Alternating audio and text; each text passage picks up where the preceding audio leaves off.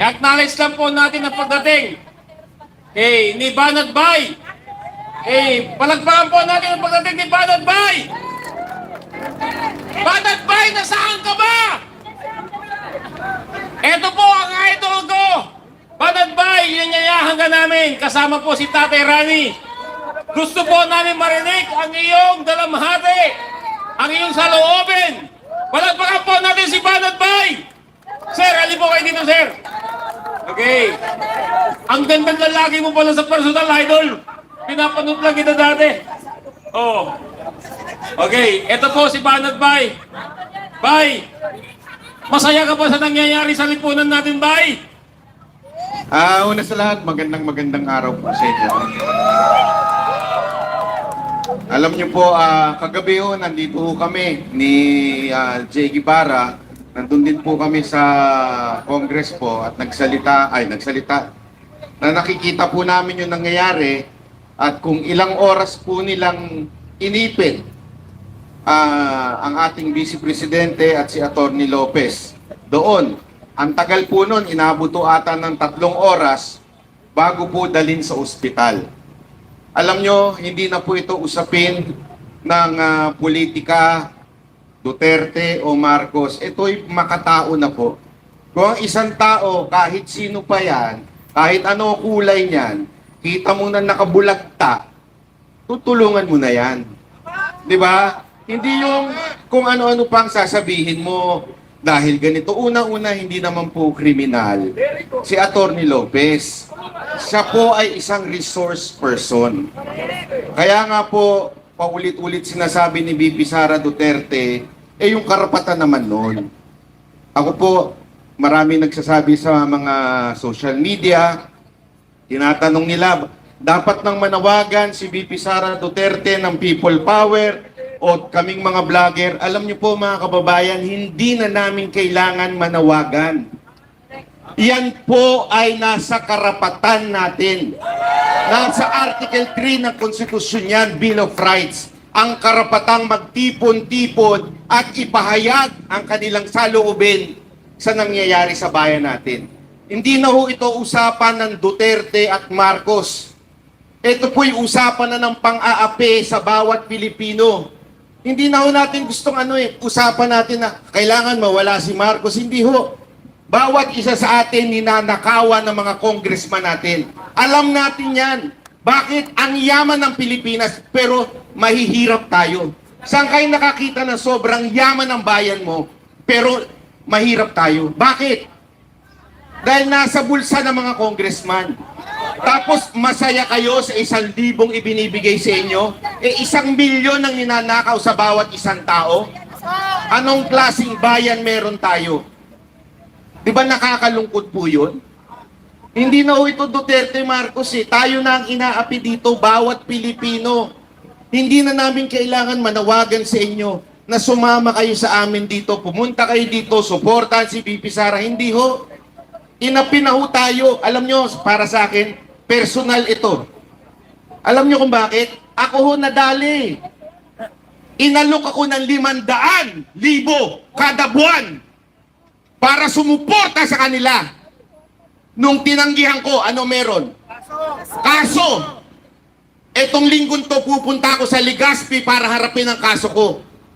Bakit? Hindi na ako pumayag sa 500,000 kada buwan.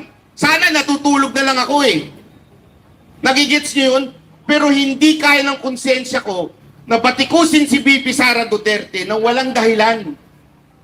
Sana kung tarantada yun, okay Araw-araw natin banatan, pero hindi ho tama Hindi ho ako nagpapaka-righteous, nagpapakabanal. Kailangan ko yung pera.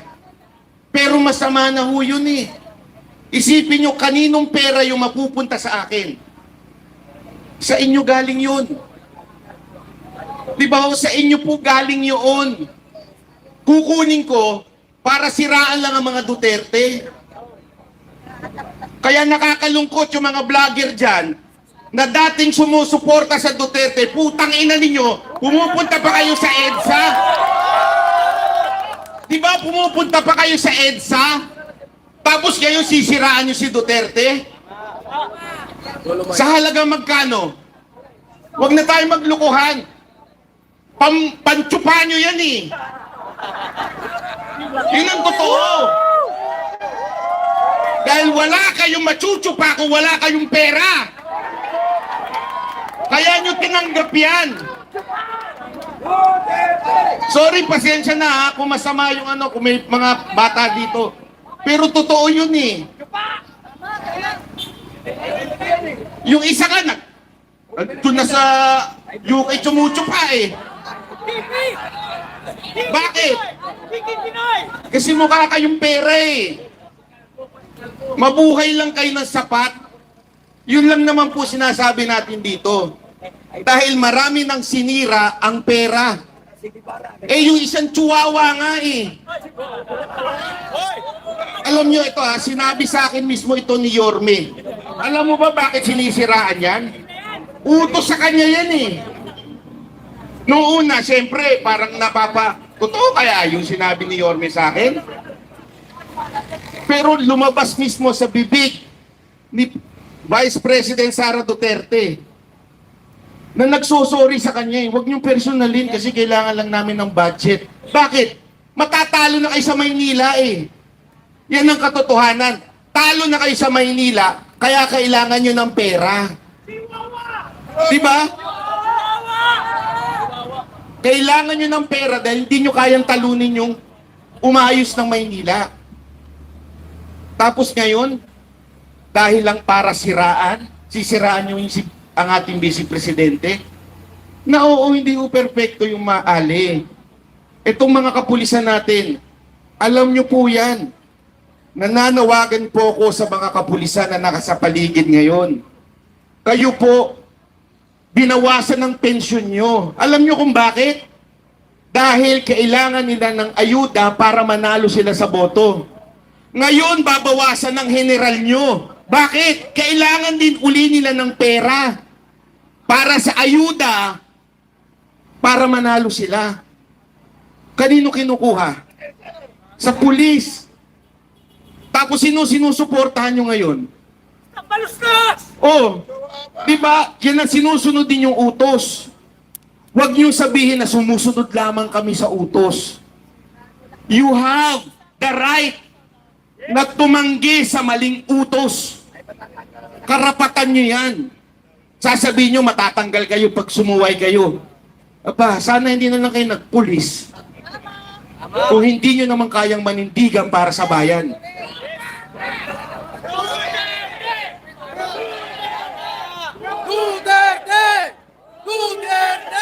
Mga kababayan, isang paalala lamang po sa atin lahat. Sana po ay magawin natin itong mapayapa. Kasi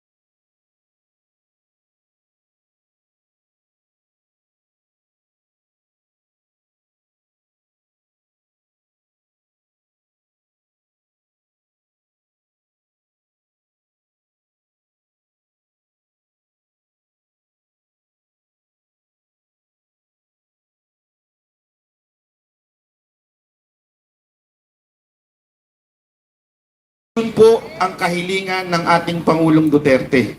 Mapayapa at legal na paraan. Ulitin ko, Tore, ha? Legal na paraan. Tangina, demanda ka na naman sa akin dyan, eh. Legal na paraan. Matahimik. Legal na paraan. Ulitin ko, ha? Nakasuhan mo na naman ako sedition dito. Legal na paraan. Ano po yun? Manawagan tayo. Manawagan tayo na sa mga kasundaluhan natin at kapulisan natin tayuan ninyo ang konstitusyon. Yun lamang po yun. Tayuan ninyo ang konstitusyon. Ano nakalagay doon? Nanggagaling ang tunay na kapangyarihan sa taong bayan. Pag inaapi na ang taong bayan, ipagtanggol nyo naman kami. Yun lamang po yun. Mga kapulisan, mga sundalo, pag inaapi na po kami, karapatan ninyon ay pagtanggol ang bawat Pilipino. Kailan pa? Pag ubus na pera natin, bayan na to. Ubus na eh. Wala na nga panggawa eh. Kaya nga pinalitan na yung build ng build better more. Bakit? Kailangan lang nilang palitan eh. Wala naman silang proyekto. Diba? Pangalan lang yung pinalitan nila. Lahat wala na. Ngayon naghahanap. Tingnan mo bakit nagkaloko-loko ang disaster natin. Kasi wala ng pera. Asa na yun? Nandung sa bagong tawag sa panunuhol. Ano yun? AYEX at saka yung akap na yan, di ba? Yan yung bago eh. So sinusuhulan tayong mga Pilipino para iboto uli sila at muli silang magnakaw. So mga kababayan, ulitin ko po sa mga OFW, alam ko mahirap umuwi dito. Pero kung kaya ninyo, gawin ninyo para sa bayan nyo. Kasi baka mamaya, pag uwi ninyo, bulok na ang Pilipinas. Yun lamang po. Gusto ko lang magpasalamat ha. Wala ho dito, banateros yan, ano yan, hindi. Lahat po ng mga vloggers dito, ina-acknowledge po natin. Suportahan po natin silang lahat. Lahat po. The mere fact na hindi ho sila nagpapabili sa kabila. Mahirap po yun. Ang laking pera meron sa kabila eh. Yung dating nakatira lang sa kubo, sana nakatira? Sa kondo na eh. Oh, may pagtsupa pa. Totoo naman, di ba? Alam nyo, hindi ko na lang papangalanan yung kalbo na yun ha. Nagkita kami nun eh. Yung sa Manila. Sino pa ka? Pinag-aasar-asar ko yun eh. Sabi ko, anak ka ng weteng. Dati lang, hindi, kasi hindi, ganyan. Porkit puno-puno ka ng kaso, babaluktot ka. Alam ko po yung bakit. Puno na ako ng kaso eh. Ilan na kasong dinadaanan ko ngayon? Ubus na pera ko sa kakakaso na yan. Pero bakit? Kasi para sa bayan eh. Yun po ang totoo dyan. Hindi po, ulitin ko ha, wala akong planong tumakbo. Wala ang planong tumakbo ang buong grupo ko. Para lang talaga kami sa bayan. Para lang, kasi wala ho eh, mamamatay tayong lahat. Tama mali, sino dito hindi mamamatay? Meron ho ba dito hindi mamamatay? Pwede ba ako sumama sa lihin nyo? Hindi, biro lang ha. Di ba lahat naman po tayo mamamatay? Darating tayo, harap tayo sa Panginoon. Anong ginawa mo? Anong ginawa mo nung nasa lupa ka? Pinaglaban mo ba yung mga kababayan mo? Sino ho dito ang namili ng bansa nung pinanganak?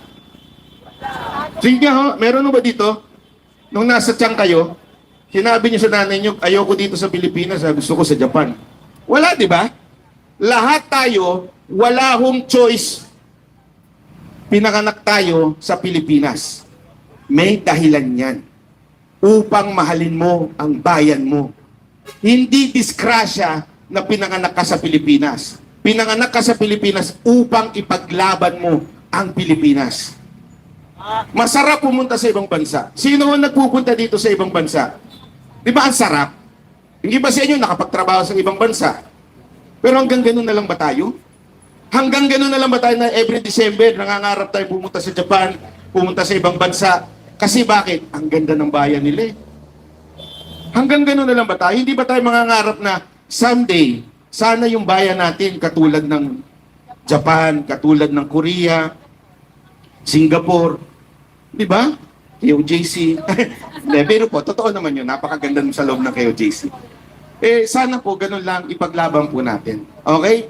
Tuloy-tuloy lamang po tayo dito sa mga kababayan nating nanonood dyan. Walang uwi! Walang uwi at pumunta kayo dito. Pumunta kayo dito. Huwag nyo nang antayin na manawagan pa ang mga vloggers sa inyo. Pumunta na kayo dito. Sumaglit kayo dito. Huwag nyo nang antayin na manawagan pa si VP Sara Duterte o si Pangulong Duterte. Dahil ang balita ko, pupunta rin yun. Bali-balita lang naman. Hindi ko pa naman sinasabing totoo yun. Pero sana ho pumunta po tayo. Ipahayag lang natin na mga congressman, ang kapangyarihan nyo nang gagaling sa mga Pilipino. Yun lang. Ang kapangyarihan nyo ay galing sa amin. So parang awa na, tama na yung pagnanakaw nyo. Tama na. Parang awa nyo, tama na. Ubus na ang pera ng Pilipinas. Kailan pa kayo tatayo? Pag kumakain na kayo ng bubuk? Hindi, o tanong mo siya, kailan pa ho kayo babangon? Yun, ang tanong dyan kailan pa kayo babangon? Pag wala na, walang-wala na tayo? Sobrang natin. Ngayon yan, sobrang hirap na natin. Alam niyo, ang ganda nung sinabi ni VP Sara Duterte.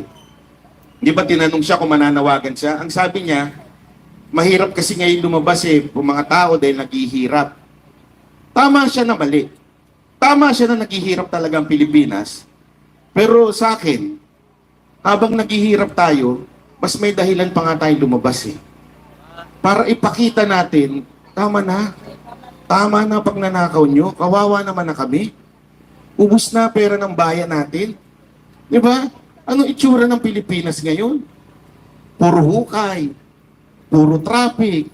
Corrupt na mga enforcer. Di ba kayo nahihiya nun? Araw-araw may nahuhuli na opisyal ng gobyerno naka-7 pa, dadaan ng busway, magpapalusot. Kamag-anak naman yun. Ano ba? Hanggang ganun na lang ba talaga tayo? Masaya na po ba tayo sa ganun? Kung hindi, pumunta ka na dito, ipahayag mo na yan. Yun lamang po. Maraming salamat po. Ako po si Banat Bay.